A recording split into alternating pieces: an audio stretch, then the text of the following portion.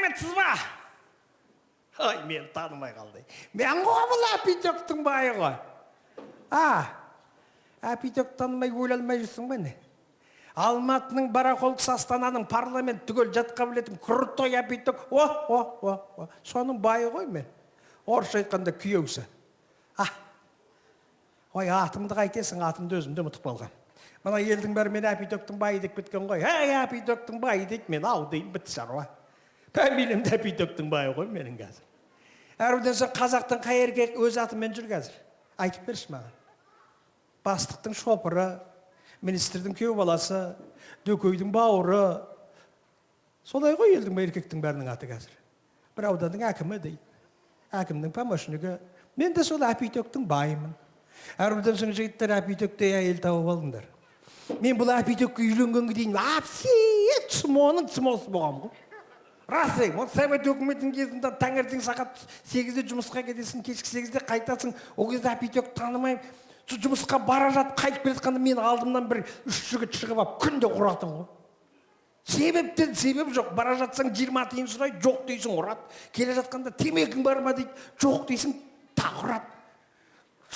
Құдай-ай, осылардан қалай құтыламай, Құдай-ай, тағы да алдымнан шығады ғой, тағы да ұрады ғой, тағы 20 тиын сұрайды. Өле салсам бекен деп бір күні сүмірейіп түңіліп келе жатсам, жолдың шетінде ұзын жуан темір жатыр екен. Қуанып кеттім ананы көріп, бар ғой, шынымды айтайын. Сотталсам, сотталып кетейін, шөгін біреуін осымен жатқызайын деп ойладым мен. Ана темірді басып тұрдым да, аналар қайда екен деп қарап едім, мынандай жерде тұр екен. Мені күтіп тұр ғой сол баяғы. Енді темір бар ғой, несіне қорқам? Жалт қарады. Бергесе берді. Аң-таң болды ғой, өмірменен ондай крутой сөз естіп көрмеген ғой. Мына сорлыға жан бітейін деген екен дейді. Жан біткенді көрсетіп жіберем, келсейші дедім. Темір бар ғой менде. Орындарынан қозғал, біреу айт, деп бала деді. Өлетін бала молаға қарай жүгіреді дегенді білесің бе деді. Моладан біреу шыға келсе қайтадан қораға жүгіреді, келсейші дедім. Темір бар ғой менде. Келе жатыр енді, ана біреуін жанасыды, сорды қашсайшы, осы жолы құтылсаң саған тиіспей-ақ қояқ деді. Ұстадық бұтты өлтіреміз, қаш деді. Темір бар ғой, қашасың бүгін. Сымон, маңдайыңнан тұрып, таңдайың түсіріп жіберем, келсейші дедім. Тұра жүгірді маған қарай. Біреу айтты, бітті бала, сындырамыз деді. Орысша 3 жаман сөз білетін. Шуын жібердім ғой.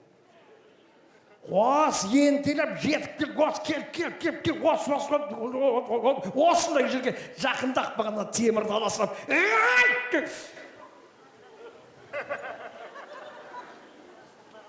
жерге 2 метр кіріп кеткен темір екен ғой. Сол күні тіс сынды ғой. Кейін Әпитөкпен үйленгесін, олар қазіргі күнге дейін өздері братан қалайсың деп кеп тұрады. Айтып отырмын ғой, Әпитөкте әйел тауып алыңдар, жігіттер. Міне мен қалай Әпитөкке байға тидім, ай құдай ай. Қалай үйлендім, айтпақсың мен қалай үйленгенді естіп едіңдер? Газет оқымайсыңдар ғой демесін. Совет өкіметінің кезі ғой, мен бойдақ кезім, мен Алматыда тұрам, менің жүріп жүрген қызым Талдықорғанда тұр. Алматы мен Талдықорғанның екі арасы 220 км. Ол кезде соты бүй жоқ, қызыңмен ана поштаға барып переговор беріп сөйлесесің, ол әперсе жақсы, әпермесе бір күнің бекер кетеді. Алып берген күнің өзінде қырт-пырт етіп, осы сөзің жараспай, сосын айттым, өз трипон махаббат болып жүреміз ба, үйленбейміз ба деп едім. Давай деді. Ойбай, мынау дайын екен ғой. Үйдегілер келіп, мен қатын алып қашып келсем қалай деп едім. Давай деді. Той құрсын дейді, олар мал бауыздап, қазан көтеріп, көрші қолам, дағайын туыс шақырып, кірісіп кетті. Енді қыз әкелмесең болмайды ғой. Ағылып жатқан такси жоқ, оған бір крутой машина керек. Бәкірбайдан басқа ешкімде ондай машина жоқ. Ай, дос, қыз әкелейік, үйдің іші дайындалып жатыр деп едім, кеттік деді. Бәкірбайдың крутой москвичін отырып алып Талдықорғанға тарттық. Талдықорғанға жеткенше бастығы, совет өкіметтің кезі ғой, арақ таза қорықпайсың ғой. Қыздың есігінің алдына барып сықырып едім, қызым шықты, қасына бір подружкасын ертіп алыпты, соны екен. Айтпақшы жігіттер, бір сұрақ подружка деген есіме түсіп кетті. Жігіттер, сендерге сұрақ. Айтыңдаршы, осы нормальный қыздардың подружкасы неге не нормальный болады, соны айтыңдаршы. Бір арудың қасында бір албасы сиырып жүреді ғой, пашамата. Ананың ертіп шыққан қызын көрсең, осы сөйлеген сөзде сып-сып-сып ет. Енді жүре берсін дедім, қайтып менің қасында Бәкірбайды оңып тұрған жоқ қой. Не істейміз деп едім, қыдырайықшы деді. Пожалуйста, қыдырайық. Совет өкіметі кезінде Талдықорғанда қыдыратын жер көп қой. Сразу Сталабай қалып бардым. Ақшаның көзіне қарағам жоқ, сүйген қызына несін айсың. Кіріп барып айттым. Әрқайсымызға 2-ден пирожки, 1 портфейін талас деп едім, алып берді. Анан басып алғасын айттым, машинеге отыр, мен сені алып қашамын. Подружкам бірге басын, жел бара берсін, ол подружкасы кімге керек, машинең артында жата береді, домалап. Екеуін басып алып Алматыға алып берді. Бип, мен қатын әкелдім, есіктің алдына бұрқат тоқтадық, шал кемпір атып шығып, шашып, шампан атып, орамал салып, өй құсың құтты болсын, өй еркек, өй жігітсің, өй азамат, өй жарадың, өй, 3 күн тойладық қой. 4-ші күн есімін жиып барып шымылдықты ашық басам, біздің ауылдың алжыған кемпірлер ана подружкасын орамал салып алып қапты ғой. Ой, не күлесіңдер, сода әпейток қой қазір міне өмір сүріп жүрміз.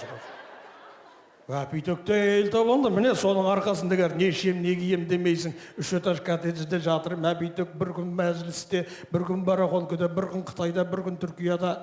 Қатын асыраған заман жақсы екен негізінен. Бірақ үйленген кезде бүйтіп крутой болған жоқ, Совет өкіметі кезінде крутой боламайсың ғой. Жас семья квартирдерді қоса Алматыда. Мен анау жабылып қалған мәсін аминатты істедім. Бала-шағаны асыраудың қамына жұмыстан қайтқан кезде есікте контрольге көрсетпей ет ұрлайсың ғой.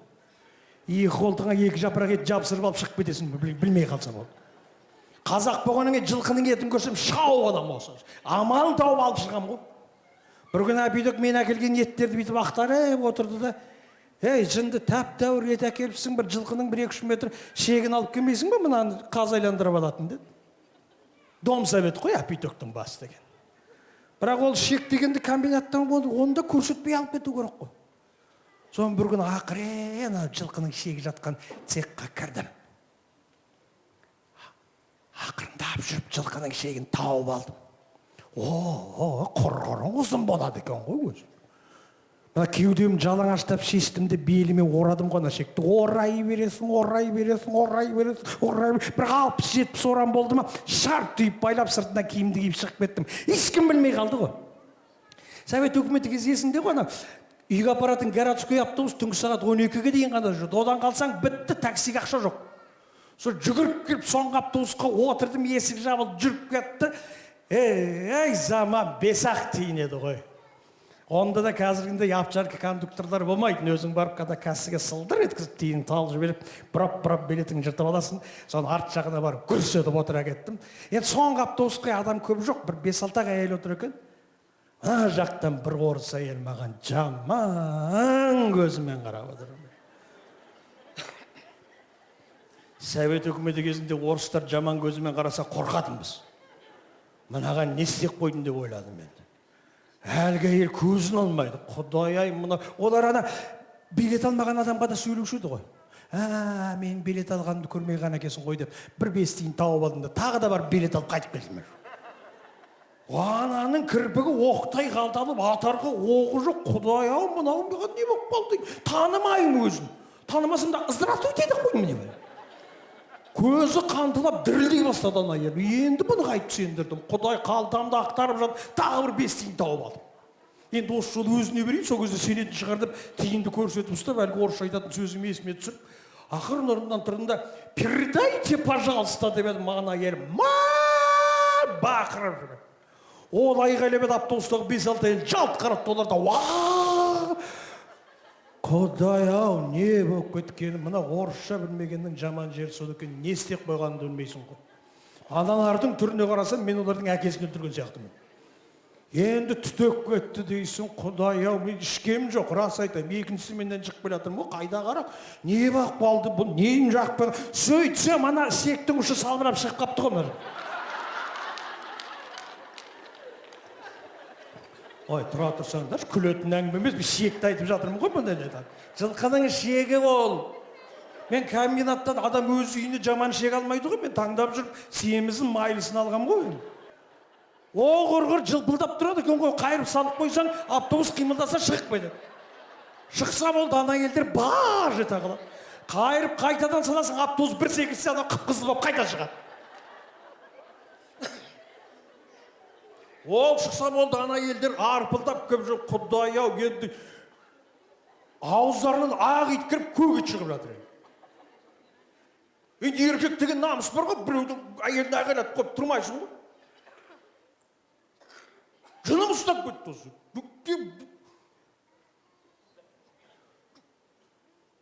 Енді мәсіғанмен істегеннен кейін қалтаңда постоянно пышағың болады ғой.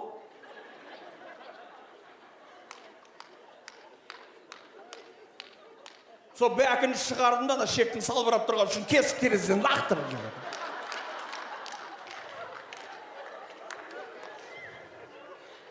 Ой, мына кісілер бетін жауып алып кетті. Сол автобуста болсам көрер едім осындай күлгендерін.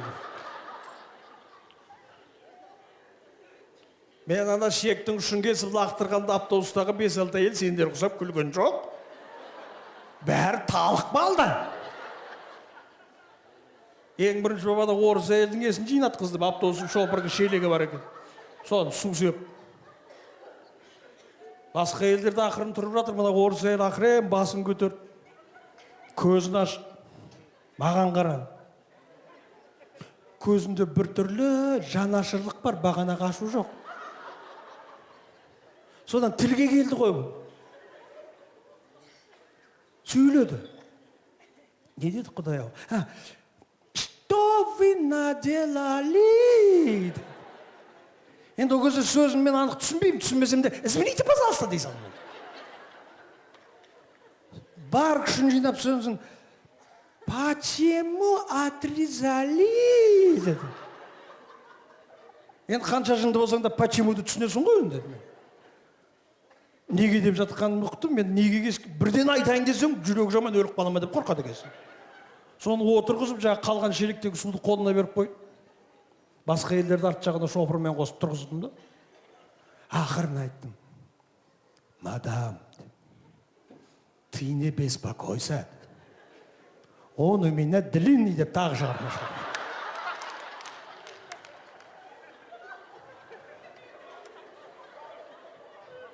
Ана елдер қайтадан танық балды.